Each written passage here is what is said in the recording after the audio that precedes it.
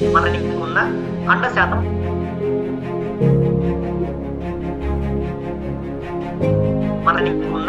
అండ శాతం తగ్గిపోవడం.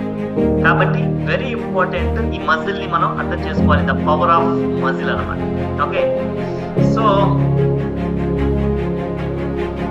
Okay, what is muscle? Muscle are soft tissues that contract to produce movement. So కంటే ఏంటి అంటే మనం ఈ ఎముక చుట్టూ పెరుగుతూ ఉంటాయి 6-7 లేయర్స్. మన ఎముక బోన్ ఉంది, బోన్ స్కెల్టన్ ఏదైతే ఉంటుందో ఆ స్కెల్టన్ కి చుట్టూ ఫామ్ అయ్యే టిష్యూస్ ని మజిల్స్ అంటారు.